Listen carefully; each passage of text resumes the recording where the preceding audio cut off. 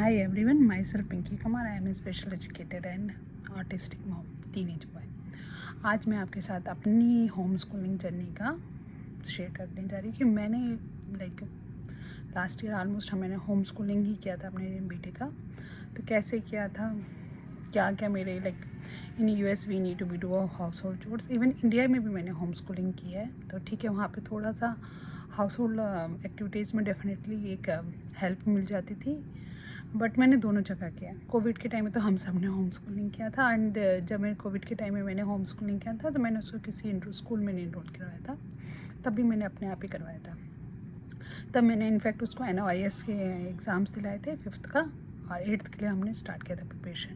पर आज मैं NOIS का ही नहीं डिस्कस करूँगी, मैं बस डिस्कस करूँगी कि मैंने अपना होम स्कूलिंग प्रोग्राम कैसे एग्जीक्यूट किया, कैसे कैसे मैं अपना और उसको इस टाइप से कोशिश करती थी कि हम दोनों इंगेज रहें और हम दोनों अपनी प्रोडक्टिविटी को हम लूज़ ना कर पाएँ।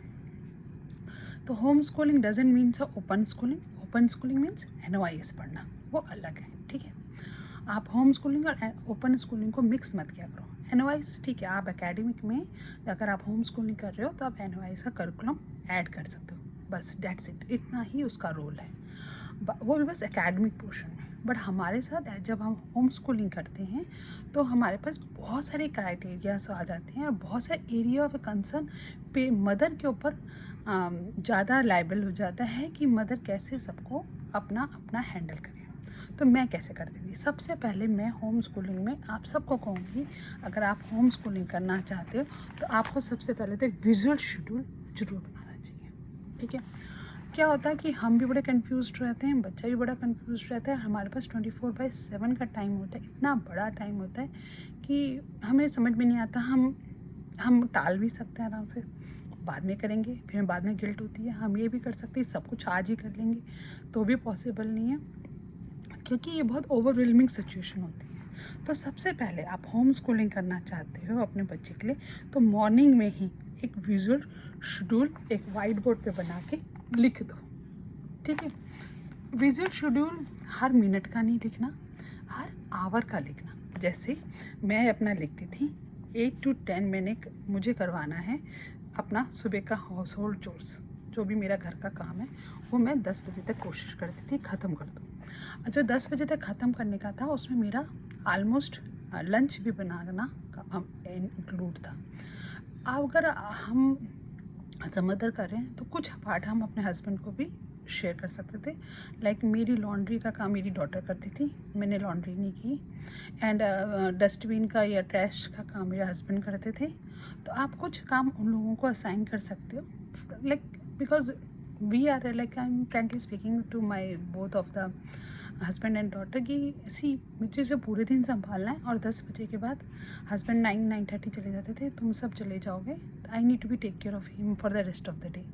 तो कोशिश करती थी कि लॉन्ड्री बेटी को मैंने असाइन कर दिया था, और ट्रैश या कुछ काम मैंने अपने हस्बैंड को कर दिया था।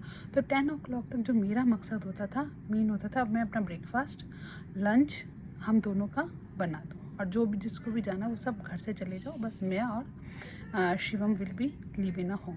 तो आप सुबह ही जैसे आपने बड़ा बड़ा शेड्यूल बना लो कि 8 से 10 मेरा हमेशा ही डेली ख़त्म कर देती थी, ऑलमोस्ट हमारा बाथिंग सब कुछ 10 तक डन हो जाता था। फिर 10 से हम लोग 12 तक हमारा, मैंने कहा ना, लंबा लंबा थोड़ा बड़ा थोड़ा एकेडमिक या लैंग्वेज। एकेडमिक में मैं हमेशा से कहती हूँ कि मेक सम नोट्स, तो सेकंड मेरा शेड्यूल में आता था एकेडमी करवाने के लिए मैं ना अपनी एक कॉपी बनाती थी, ठीक है। कॉपी में मैं डेली इसके सोने के बाद इसके अकॉर्डिंग जो भी इसका एकेडमिक चल रहा है, ठीक है, हर एक मंथ ना मैं एक एकेडमिक का शेड्यूल बनाती हूँ अपनी बेटी का, कि मैथ में मैं ये करिकुलम बनाऊंगी, इंग्लिश में मैं ये करिकुलम बनाऊंगी, और साइंस में मैं ये करिकुलम बनाऊंगी। 3 ही चीज़ में लेती हूँ, functional English, functional math and functional science. Functional English में जो भी उसका लेवल ऑफ एकेडमिक चल रहा है, अगर अभी वो उसका लेवल ऑफ एकेडमिक चल रहा है राइटिंग, ठीक है, वो पैराग्राफ राइट कर सकता है, डायरी राइट कर सकता है, लेटर राइट कर सकता है, अनसीन पैसेज कर सकता है, 8 to 10 लाइन्स तक का। तो ये मेरा हो गया इंग्लिश का एकेडमी। फिर मैंने अपना सेकंड गोल लिया मैथ, फंक्शनल मैथ में मैंने अपना ले रखा है मनी। अब उसको मनी काफ़ी आ गया, चेंजेस भी करने आ गए हैं तो आप। और फिर साइंस में मैंने लिया हाइजीन, ठीक है। इवन कि अभी वो स्कूल जा रहा है तो भी मैं अपना फंक्शनल अकेडमी की 10 शीट्स बना के रखती हूँ। तो उसमें जैसे 10 शीट्स बनाई है तो 3 शीट्स मैंने इंग्लिश की बना दी, 3 शीट उसके बाद मैंने मैथ की बना दी, 1 शीट मैंने उसकी साइंस या 2 शीट मैंने उसकी जो भी हाइजीन या कंसर्न के क्वेश्चंस हैं उसकी मैंने बना दी है। मैंने काफ़ी बार प्रिंट आउट निकालने की भी कोशिश की थी, ऑनलाइन मिल भी जाते हैं आराम से, ऐसा नहीं है नहीं मिलते हैं। बट मैं उसमें मुझे लाइक जब मैं उसे करवा रही थी तब मैंने फ़ील किया कि 90% मैं उसका इतना सपोर्ट कर रही हूँ कि मुझे यही नहीं समझ में आता कि ही इज़ डूइंग और आई एम डूइंग। तो जब ऐसे क्राइसिस वाली सिचुएशन होती है तो वो शीट्स में के मैं मल्टीपल शीट्स बनाती हूँ फिर, ठीक है, ताकि फाइनली जब वो he is doing like he read and answer the question then it's a he is doing. अगर मैं हर चीज़ में आंसर मैं ही बता रही हूँ तो it's means I am doing, ठीक है।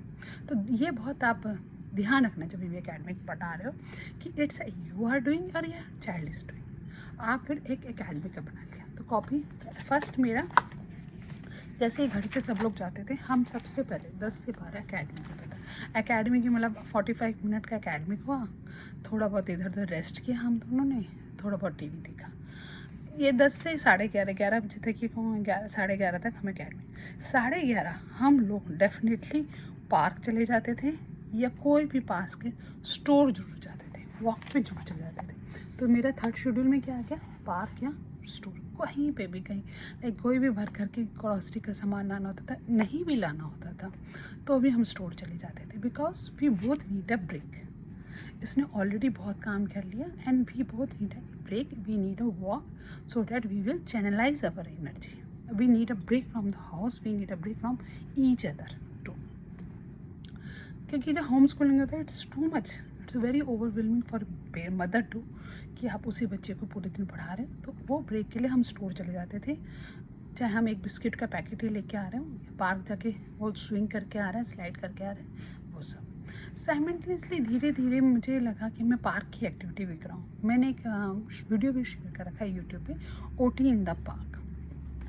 तो उसके बाद मैंने क्या करना शुरू किया था, 11:30 से 12:30 अगर जैसे हम पार्क जाते थे तो हम ओटी पार्क में करते थे। आप वो वीडियो मेरी ओटी वाली प्लेलिस्ट में देख सकते हो, ठीक है।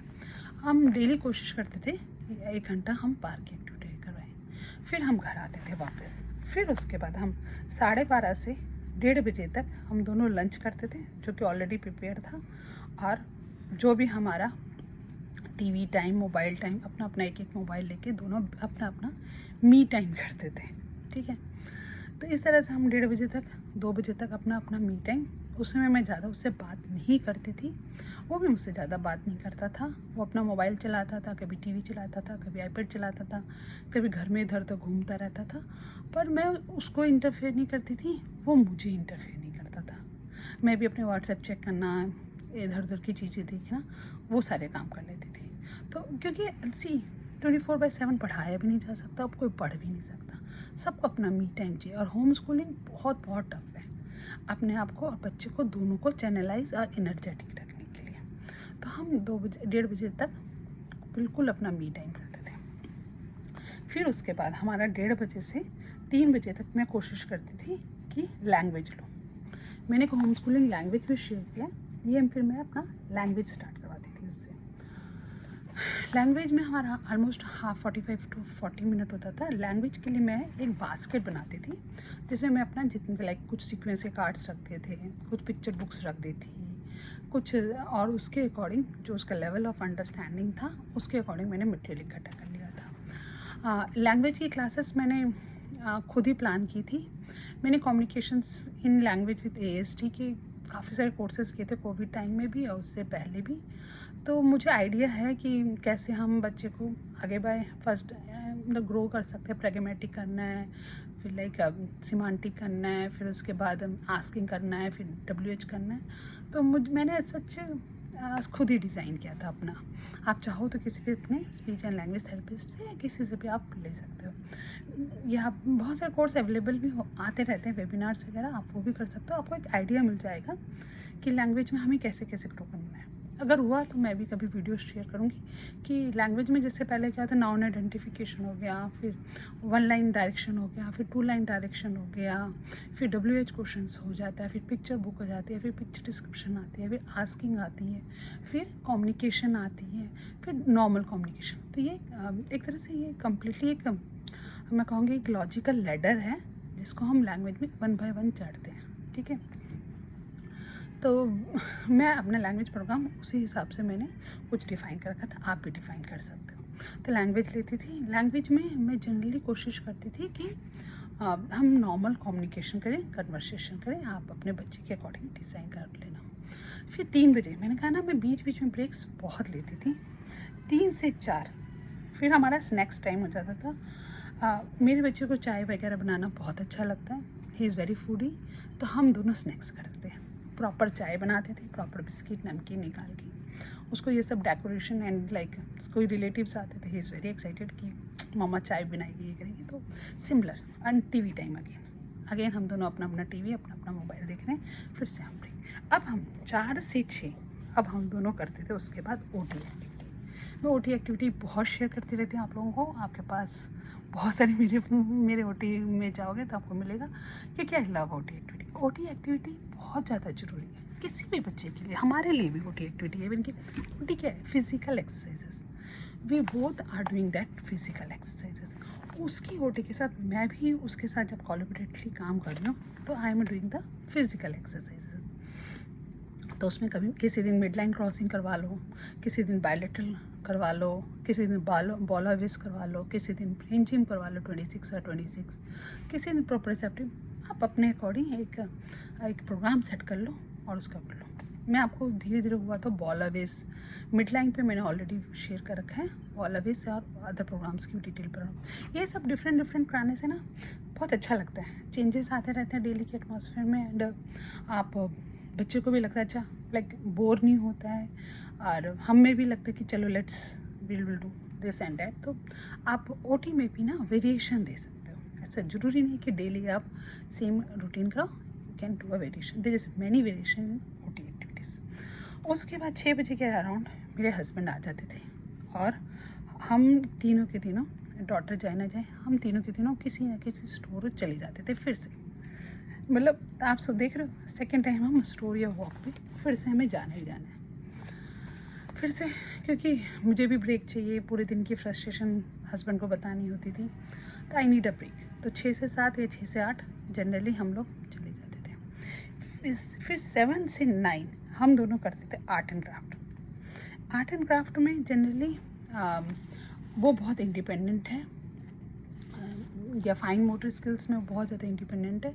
ये मैंने अपने घर में बास्केट्स बना रखी हैं बहुत सारी, activity basket 1, activity basket 2, around 50 के अराउंड बास्केट होगी। तो वो बास्केट में डूएबल एक्टिविटी है जो कि वो अकेला कर सकता है, ठीक है। मैंने बहुत सारे इंडिपेंडेंट वीडियो शेयर करती हूँ कि how to teach independent play with your autistic child, आप देख सकते हो, मेरी किसी प्ले लिस्ट में होगा।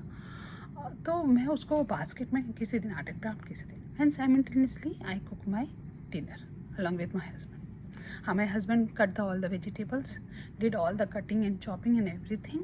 I just make a chokka of that thing and need to prepare only 8 rotis, 2 for each other. That's it. तो एक तरह से मुझे बस रोटी बनाने का शेड्यूल था। हस्बैंड मेरी सब्जी में 99% वो करते थे, 1% मैं आखिरी में करती थी। तो आपको हस्बैंड की हेल्प तो लेनी ही पड़ेगी, और हस्बैंड को तो करना ही पड़ेगा क्योंकि और कोई अल्टरनेटिव नहीं है। और मेरी डॉटर मेरी उस समय थोड़े बहुत यूटेंसिल्स में मेरी हेल्प कर देती थी कि, और मैंने इस बीच में शिवम को डिश वाशर को से बर्तन निकालना वगैरह सिखा दिया है, तो वो डिश वाशर से बर्तन निकाल देता था, डॉटर डिश वाशर में बर्तन डाल देती थी। तो मतलब इस तरह से हम सब चारों के चारों थोड़ा थोड़ा मिलके काम करते थे, क्योंकि दे आर आल्सो अंडरस्टैंड कि मम्मी टायर्ड हो गई है, एंड अगर मम्मी की हेल्प नहीं की तो मम्मी डिनर भी नहीं बनाएगी।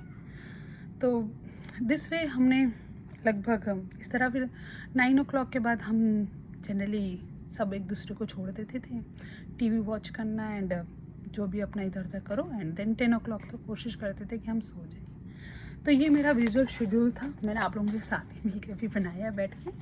तो पहले हम लोग अपना हाउस होल्ड चोर्स करते थे, फिर एकेडमिक, फिर पार्क, फिर OT इन अ पार्क या OT at home, time depend करता है, फिर लंच, फिर लैंग्वेज, फिर स्नैक्स, फिर OT अगेन, फिर स्टोर घूमने जाना, एंड लास्ट में art and craft. Art and craft, fine mode, anything. तो आज और इन सब चीज़ों में आप जब भी कर रहे हो तो as a home schooling mother आप प्लीज़ ये ध्यान रखना।